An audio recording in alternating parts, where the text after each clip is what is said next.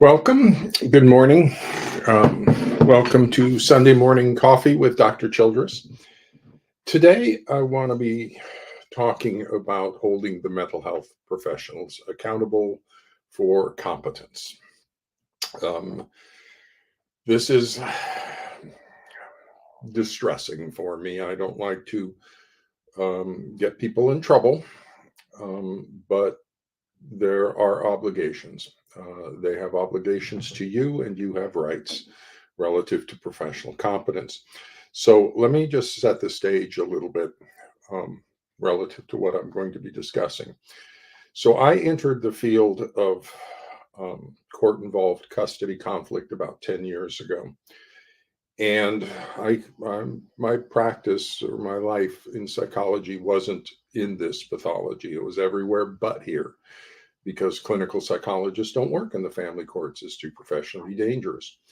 The phrase you will hear from the clinical psychologists is, I don't work with high conflict divorce. You want a forensic psychologist. So they'll refer you over to the forensic psychology people. And that's the source of a great deal of in fact, the entirety of the problems in the family courts is that about the 1980s, professional psychology made a risk management decision about how to handle the issues and the dangers of the pathology in the family courts. They decided to develop your own special psychologists called forensic psychologists, and all the clinical psychologists went away. And that keeps us safe as clinical psychologists, and hopefully the forensic people would take care of you. They didn't. They wound up exploiting you financially and not solving anything over here. The forensic psychology and the forensic custody evaluations are, in my opinion, a failed experiment in the family courts in service delivery to a vulnerable population. Clinical psychology needs to return, and the whole practice of forensic custody evaluations needs to end. We need accurate diagnosis and effective treatment, and the court needs to be told what that diagnosis is. The differential diagnosis for severe attachment pathology is possible child abuse, either by one parent or the other. Either the targeted parent is abusing the child, creating the child's attachment pathology towards that parent, or the allied parent is psychologically abusing the child by creating a shared persecutory delusion and false attachment pathology in the child. So it's going to go child abuse one direction or another. We just need to know which parent is creating the child's attachment pathology. Uh, and when I first entered this field a decade ago and started to look around at what was happening here, I'd worked with pretty much every other pathology out there: ADHD, oppositional defiant disorder, school-based problems, juvenile justice, depression, anxiety. I've even worked at three cases of selective mutism. You never see selective mutism. I've had three cases of that. Factitious disorder imposed on another. I've worked with that. Dissociative disorders, dissociative identity disorders, even geriatrics.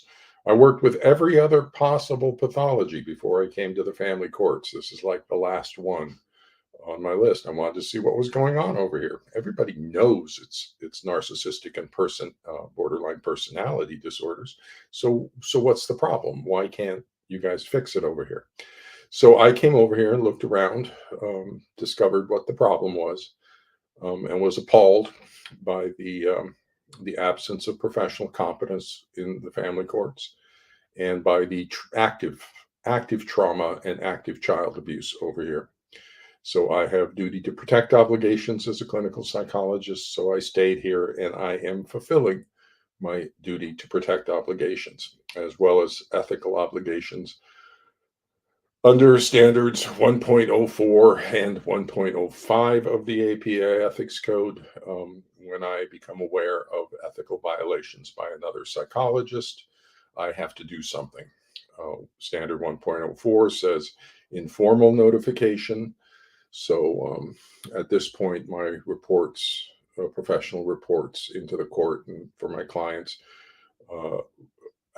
satisfy that obligation for informal notification of my ethical concerns to the involved psychologist. But standard 1.05 says if that doesn't solve the problem, then additional steps are warranted. Uh, and so I'm taking additional steps. I attended 2017. I went to the national convention of the AFCC and told them what the pathology was. In 20, like 28, somewhere around 2008, 2009, maybe 2010, I recorded a whole set of videos from my Pasadena office that are up somewhere on YouTube where I described the pathology. I wrote essays about it, put them up on my blog describing the shared persecutory delusion. So I was describing it a decade ago. 2015, I wrote a book that described it in detail across 3 levels of analysis: family systems, personality disorder pathology, and attachment pathology, not only within each level of analysis, but I integrated all 3 levels. The attachment pathology creates the personality disorder pathology, which creates the family systems pathology. That's my book Foundations in 2015. Now, I have no obligation to educate these people. Under standard 2.03 for maintaining competence, it's their obligation to remain educated and to get educated. It's not my obligation to teach them, but I am documenting that I did inform them. I informed the AFCC at their national convention, and the slides are up uh, relative to a set of about four or five slides that are the key points where I pointed out, described the boundary of competence violations in forensic psychology.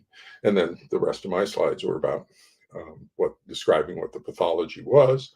And then I brought Dorsey with me, and she introduced her and the high road to the forensic psychologist at the AFCC, because I also felt that was my ethical obligation. She has a solution. She has a workshop, solves it in 4 days.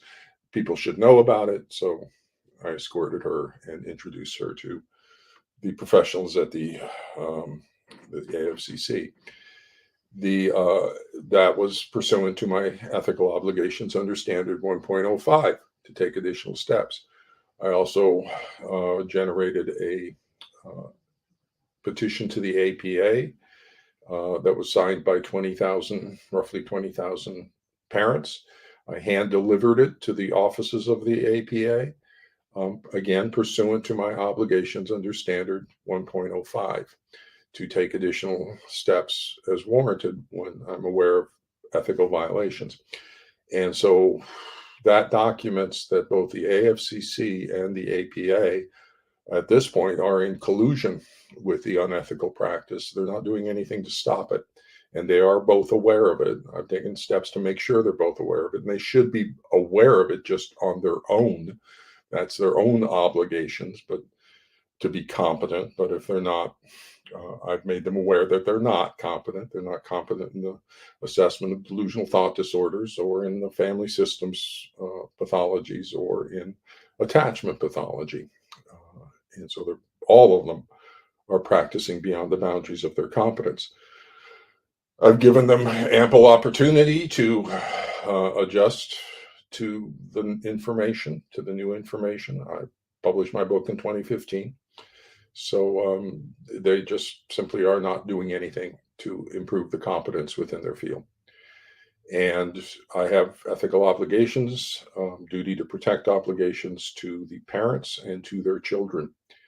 And so from my perspective as a clinical psychologist, my next steps in this situation is to educate the consumer mental health professionals regarding the nature of the pathology and their rights, uh, so that they are able to effectively advocate for their children, to get appropriate mental health services, to get an accurate diagnosis and effective treatment for their children and for themselves. This is a child abuse pathology, so we have protection obligations here.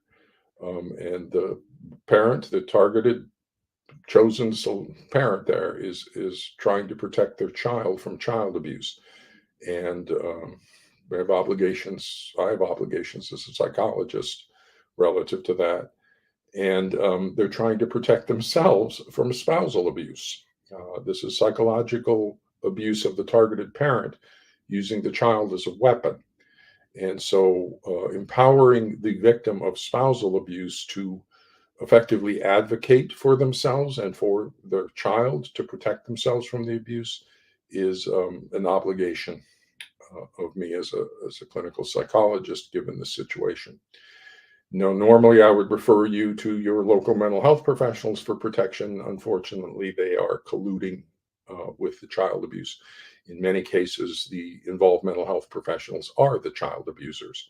If you believe a shared delusion, you become part of the shared delusion. You become part of the pathology. And when the pathology is child abuse, and when the pathology is spousal abuse, you then become part of the child abuse and spousal abuse if you believe the shared delusion. And so there's a great number of the mental health professionals in the family courts believe the shared delusion and thereby become part of it. And even if they don't believe it, even if they understand there's pathology involved, if they fail to diagnose it, they're failing in their duty to protect obligations. So they're still part of the pathology by failing to protect the child from child abuse. In the bystander role. And more specifically, that bystander role in clinical practice and trauma is called the betrayer role. It's the one who should protect and doesn't. And that's the current role being filled by the forensic psychologists. They are in the bystander role, specifically the betrayer role. They're the ones who should protect and aren't. So under that, I feel I have professional obligations relative to the victims of spousal abuse and child abuse to duty to protect obligations and ethical obligations to you.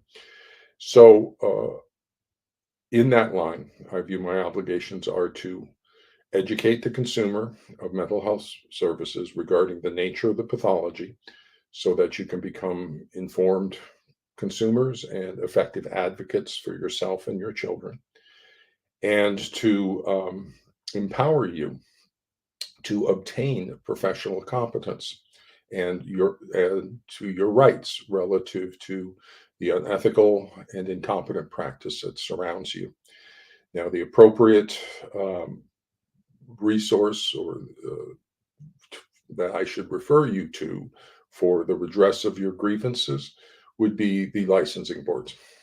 If consumers of mental health services are dealing with potential incompetence in their providers and violations of ethical standards, and we'll talk about that in a little bit, then the appropriate venue for their grievance is a complaint to the licensing boards. Um, I do not want to create harassment of mental health professionals or seeking of grievances and revenge. That's not the motivation. At the same time, uh, the children and the courts deserve competence, basic levels of competence, and the minimum level is compliance with the APA ethics code. Uh, so that's non-negotiable. Ethical practice is obligatory for psychologists. It's not optional. So the APA ethics code for psychologists is mandatory. We'll talk about that in a second. So if there are violations to that and you're concerned, then the appropriate venue for your grievance is a complaint to the licensing board. In addition, their malpractice may be applicable given the negligence and dependent upon the situation. So again, this isn't about revenge or harassment. This is a serious matter. When you file a complaint against somebody's license or malpractice, you're threatening their career, all their education, all their work. That's how they support their family. Their entire life is in danger. And so it's not something to be taken lightly. uh, and so with due consideration. So, with that in mind, let me talk a little bit about asserting or your rights and obtaining competence from the mental health professionals and holding them accountable. Uh, what I did when I got over here is I did sort of a workup of what your problem was. I have background training in community um, psychology and organizational development and systems change, those sorts of things from my master's degree.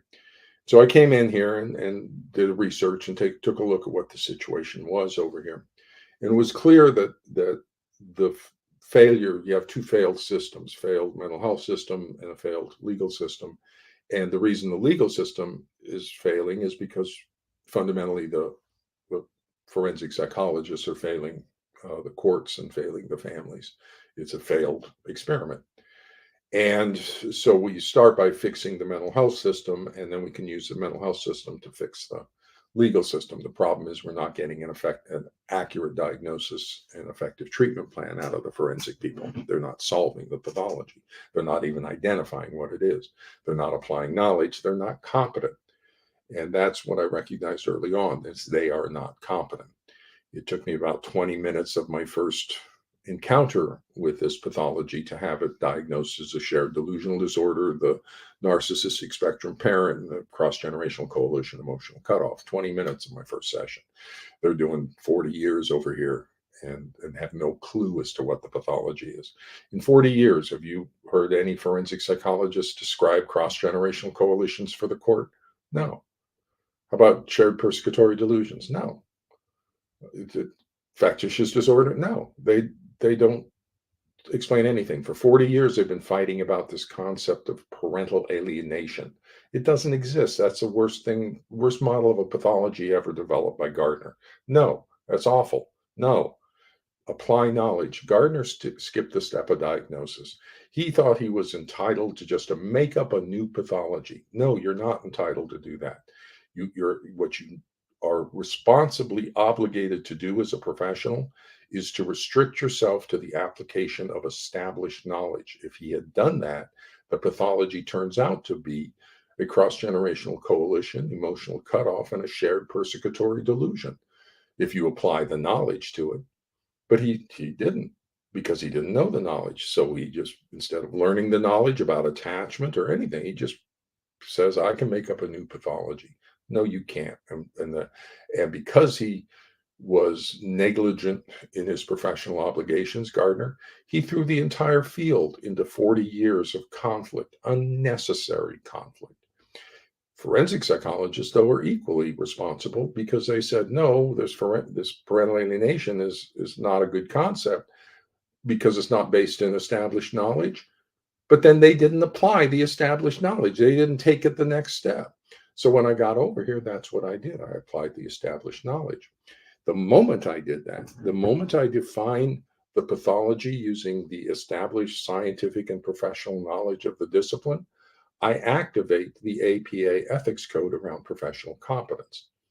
There are now defined domains of knowledge that need to be acquired for professional competence over here. That's not true if you're using parental alienation. There's no competence standards for that. You can just assert, I'm an expert in parental alienation, and all of a sudden you're an expert. You don't have to be an expert in anything. You just assert, I'm an expert in parental, because there's no such thing as parental alienation. I'm just making it up. So that's no. We need action. We can't hold professionals accountable to something that doesn't exist. We can hold them accountable for attachment and attachment pathology in the attachment system. We can hold them accountable to family systems therapy. We can hold them accountable to shared delusional disorders in the DSM-5 and child psychological abuse. And we can hold them accountable for established knowledge. And that's what we're going to do.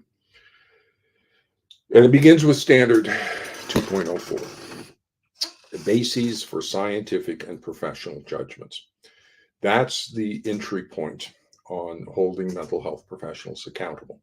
It's going to be a triad of line of three ethical violations that are the core of the issue for them and holding them accountable. On entry, it begins with 2.04 bases for scientific and professional judgments, that they are required to apply the established scientific and professional knowledge of the discipline as a basis for their professional judgments. The established scientific and professional knowledge of the discipline is attachment, family systems, complex trauma, personality disorders, DSM 5 from the American Psychiatric Association, delusional thought disorders.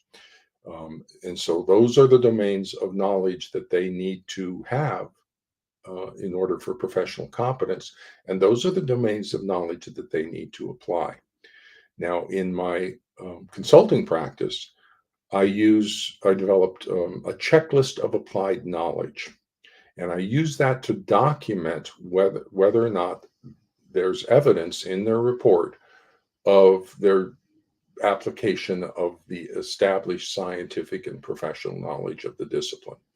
I look at 6 domains of competence and identify 5 constructs, 5 potentially relevant constructs in each domain that of professional practice or professional knowledge that could or should be applied surrounding family court custody conflict, as well as 2 practice domains, diagnosis and treatment planning.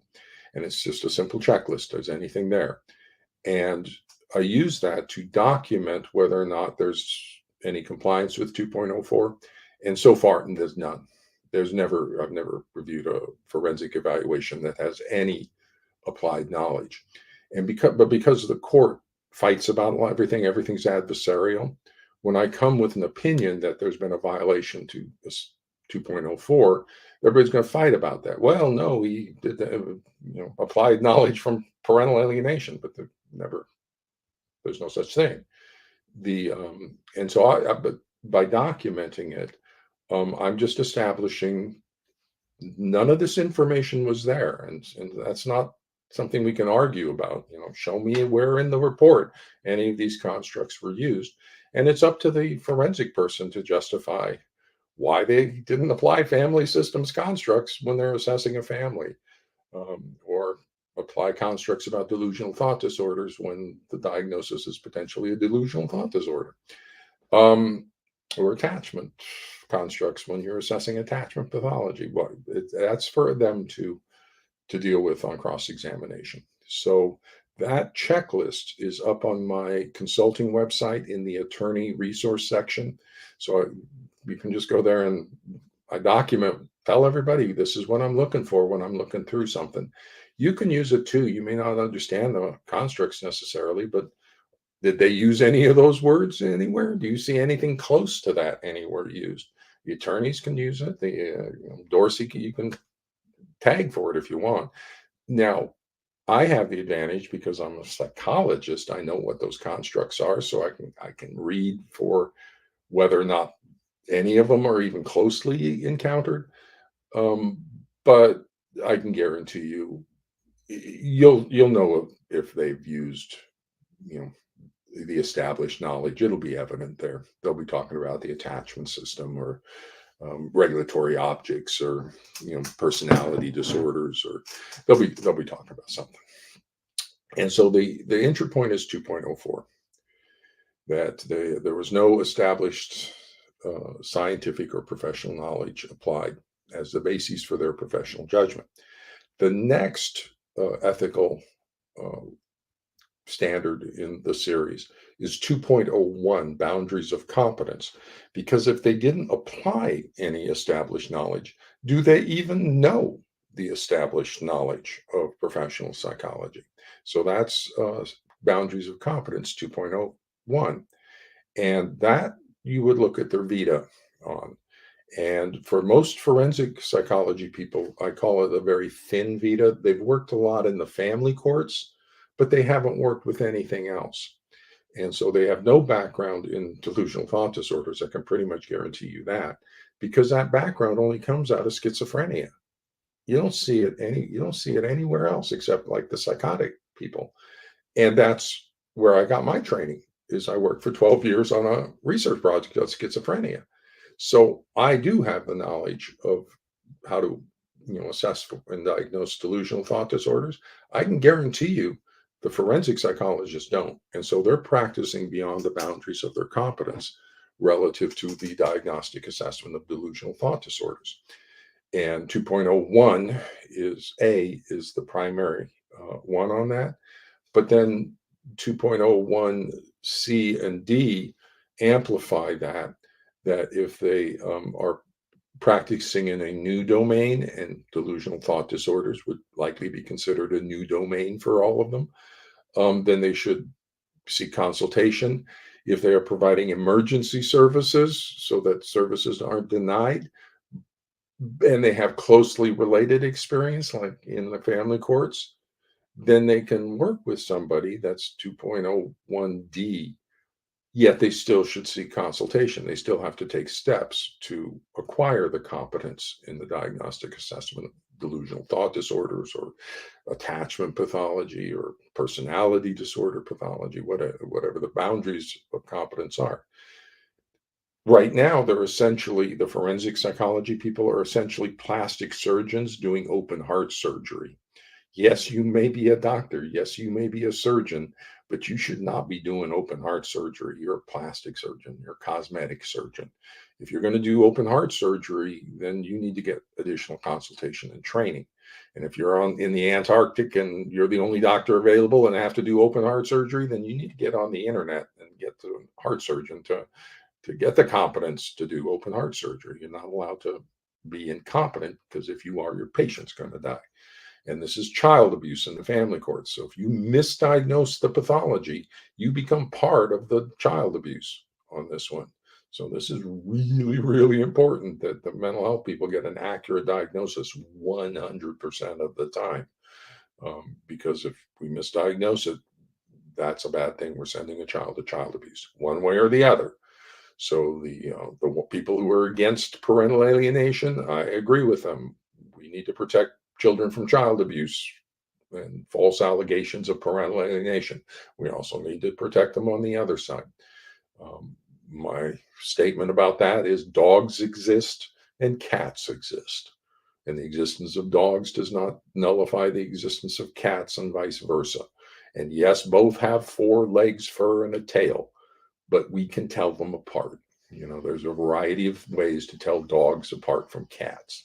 And that's what we have to do 100% of the time. We have to identify authentic child abuse by the targeted parent, rejected parent, and we have to identify the shared delusion by the allied parent whenever it's present.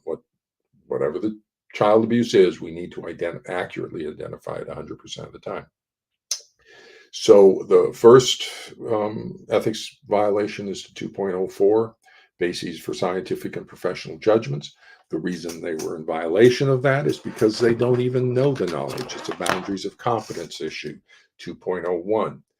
Now, all the two ethics standards are competence. That's the category for competence.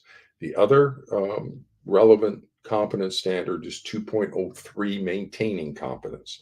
That it's not my job to educate them. It's not your job to educate them. It's their job to already know. Okay. So that's important to understand. When parents say, how do I, educate my mental health professional? How do I, I'm giving them booklets. I'm trying to tell them what the pathology. You shouldn't have to be doing that. Not, and nowhere else in healthcare does a patient have to educate the doctor about what the pathology is. That gives you an indication of how below standards of practice it is over in forensic psychology when the patient has to educate the doctor. And so, yes, you do, because this is important, and you do need an accurate diagnosis for your child, and you kind of do have to up the standards within professional psychology by educating your doctors about what it is. But fundamentally, they have an obligation to know. So that's 2.03 on that. But the main line is that you're arguing relative to their opinions is that they didn't apply the knowledge because they didn't know the knowledge. And as a result, there's a violation of 9.01A, which is bases for assessment. So the forensic psychologist conducted an assessment, their custody evaluation, or the reunification therapy, there's no such thing, conducted some sort of assessment of the family, came back with some sort of diagnosis. No, they didn't, but they should. But their 9.01 is the applicable ethics code standard for bases for assessment. And if they do not know the required knowledge for competence, and they did not apply the knowledge, the established scientific and professional knowledge of the discipline, 2.01, 2.04, then their opinions, as contained in their recommendations, reports, diagnostic and evaluative statements, including their forensic testimony, are not based in information and techniques sufficient to substantiate their findings, in violation of 9.01.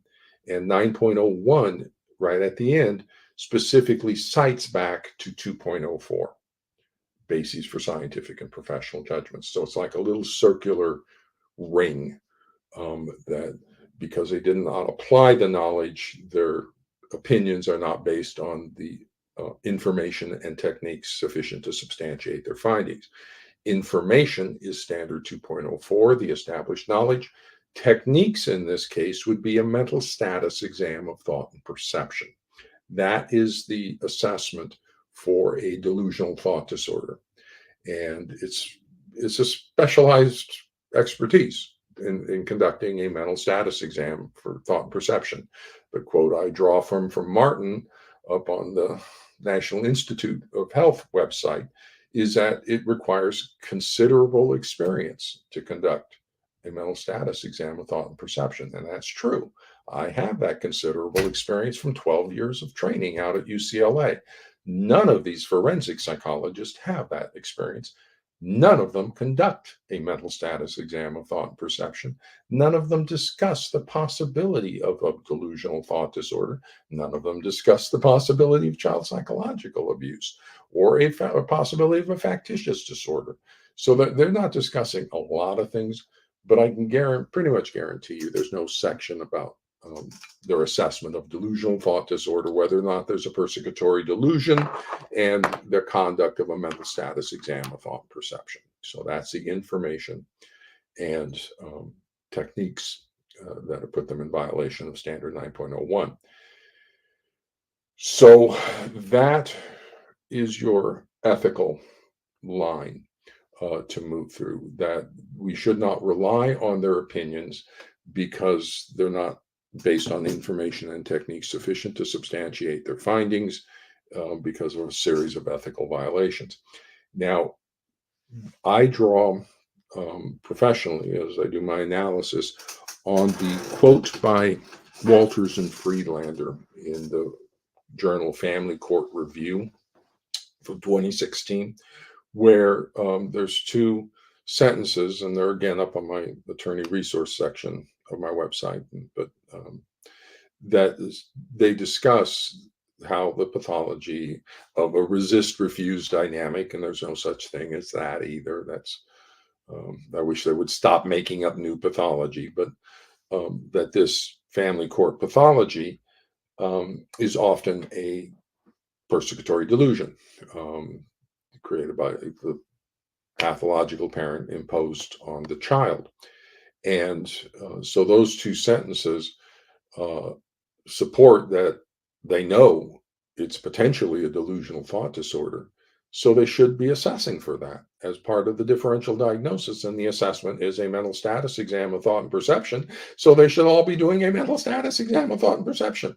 But they're not, because they don't know how to do it. They're not discussing it. They're not doing a proper assessment for a possible delusional thought disorder.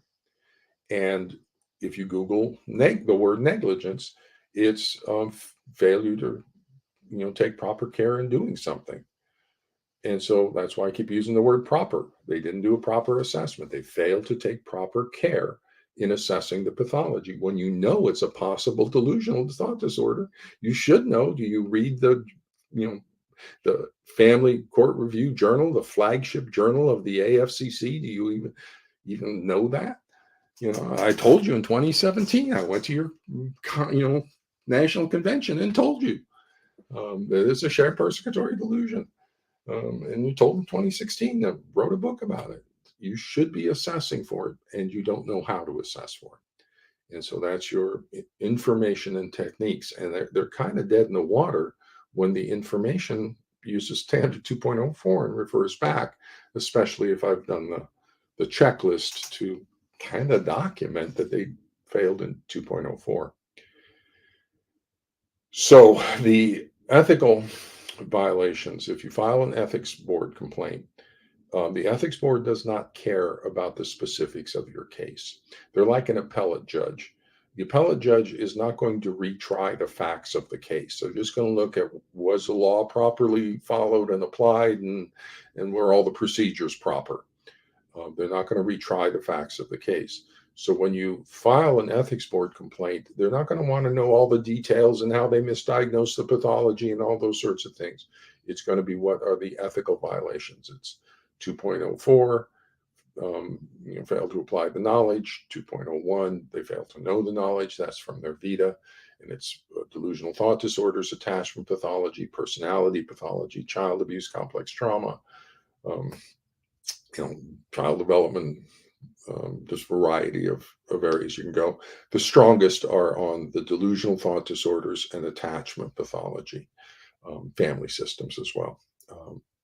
Those are your strongest arguments to make, that they failed to apply knowledge, they failed to know the knowledge on their vita. As a result, they're the violation of 9.01 bases for assessment.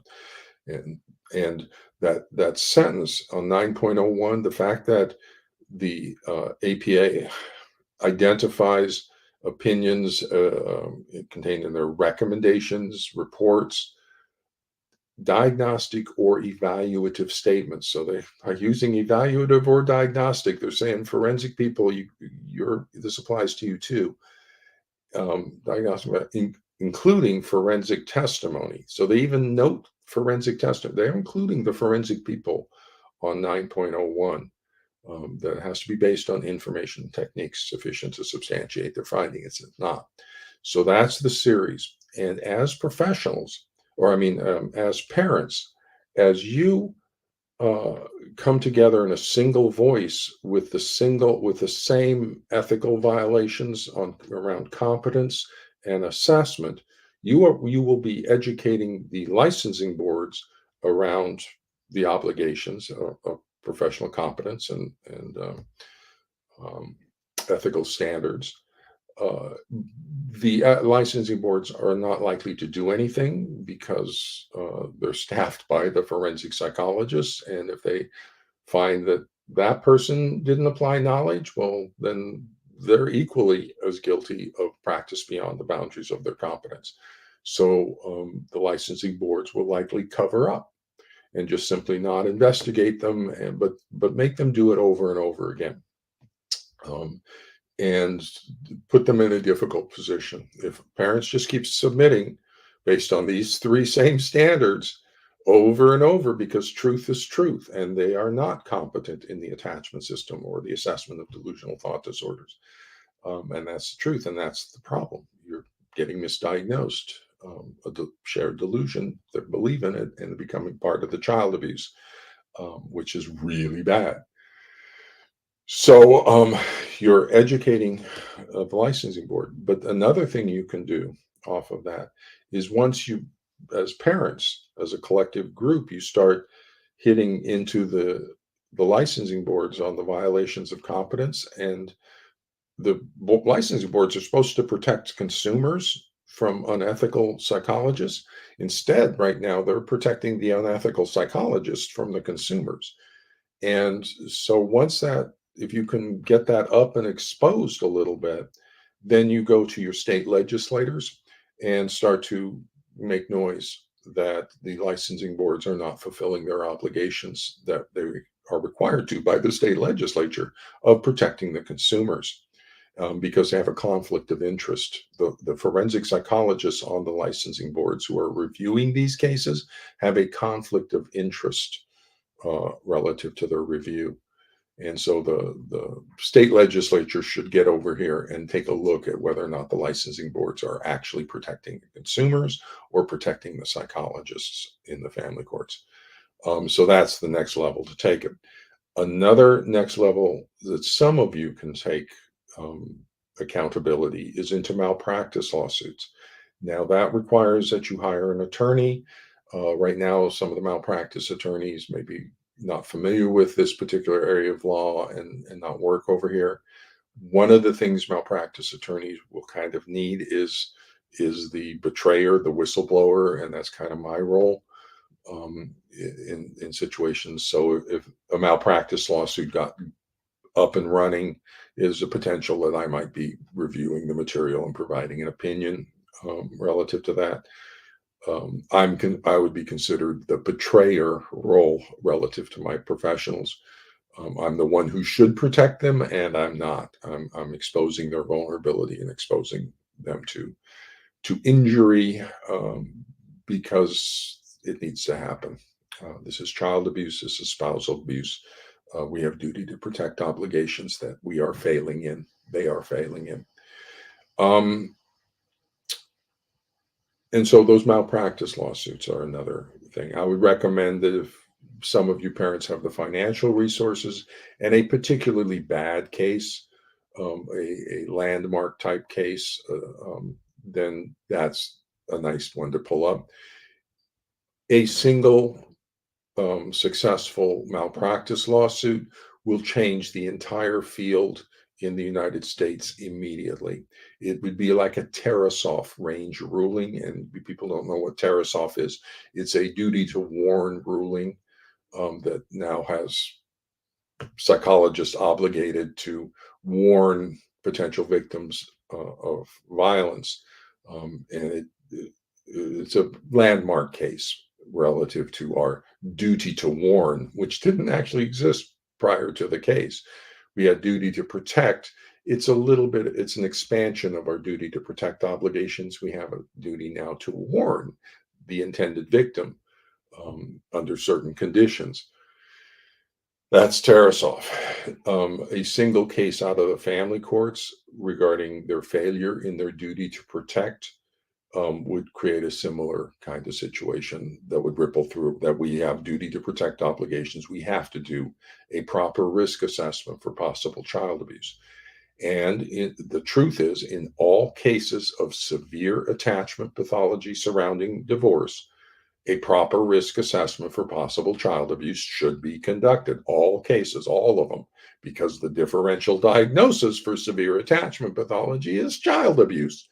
So it's either going to be the targeted parent abusing the child, two-person attribution of causality, or the allied parent psychologically abusing the child, a three-person attribution of causality. But it's going to go one way or the other.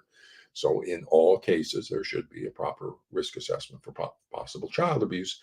And the differential is a shared delusional disorder, so that needs to be specifically assessed for. Is there a shared delusional disorder? There should be a little section in the report saying yes, no, or maybe, but it should be addressed. Child psychological abuse. By which parent? Yes, no, maybe. What's going on with that? Those should be discussions.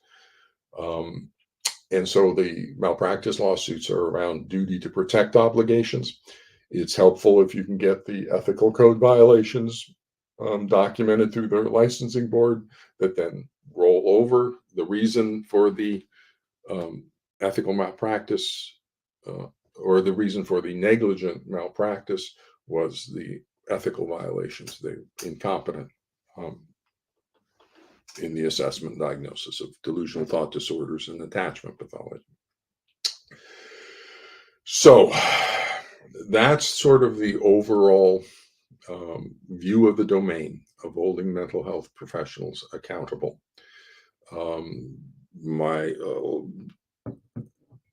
current practice involves a degree of that, but mostly my goal in reviewing mental health reports is to correct situations that are problematic, where there may have been problematic application of knowledge, and to maybe put things on a proper clinical course for diagnosis and treatment.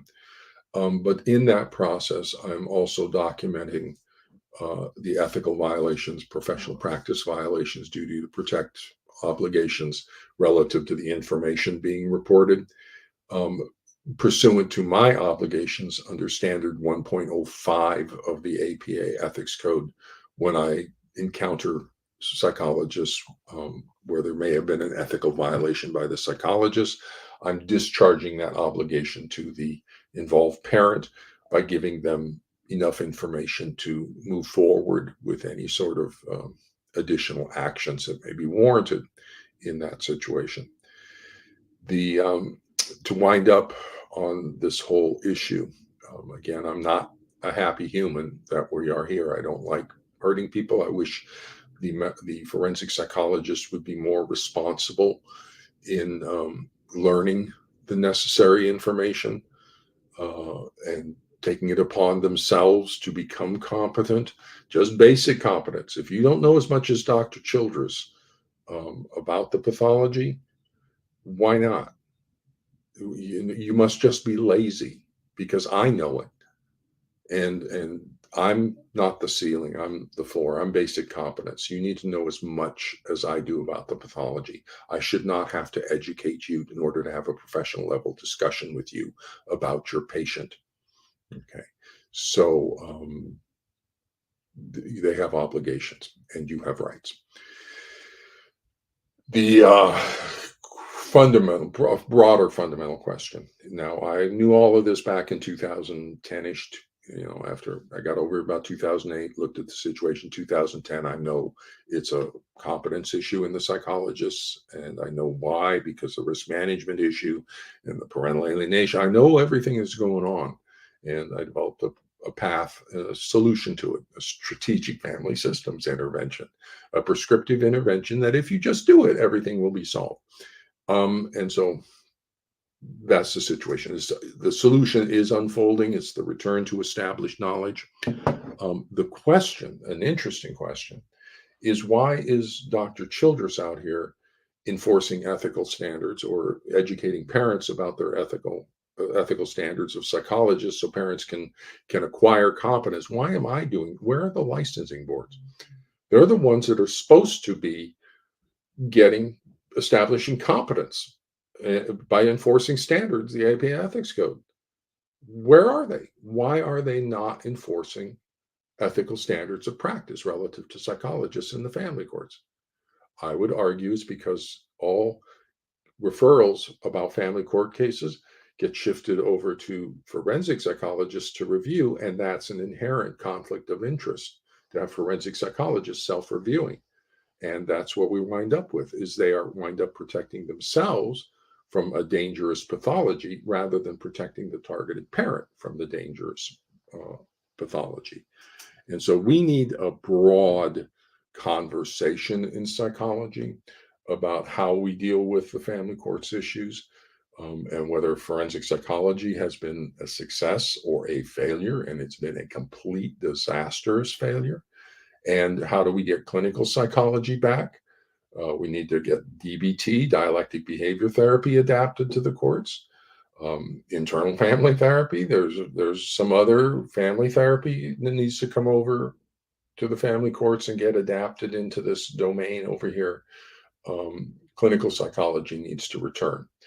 There needs to be a higher level of discussion within professional psychology. APA needs to take a look at how it's dealing with the pathology in the family courts. And there needs to be outside and independent review of the field of forensic psychology. They should not be allowed to self-review on this situation. So either the legislatures need to get involved or the APA needs to get involved and have an outside review. I'd recommend a big conference by the APA inviting ethics and assessment and psychometrics and cultural psychology and clinical psychology and child development and attachment people and family systems people and no forensic psychologists, and have them all come over here and get together and talk about how do we solve situation in the family courts. I'd also recommend that the state legislature fund a pilot program for the family courts, give it to a major university, and come up with the diagnostic assessment protocol and the treatment protocol. You can solve it really fast. You can solve it really easy. All we need is an accurate diagnosis. We can get that today. If they just start assessing and diagnosing, there's absolutely no reason this solution can't happen tomorrow. Tomorrow, if you just apply knowledge. It's a shared persecutory delusion. It's psychological child abuse, protective separation. You fix the child, you restore with the abusive parent. Easy peasy. We need the accurate diagnosis of which parent is abusing the child. With that, I'm going to run off to my Sunday now. So take care and good luck, everybody.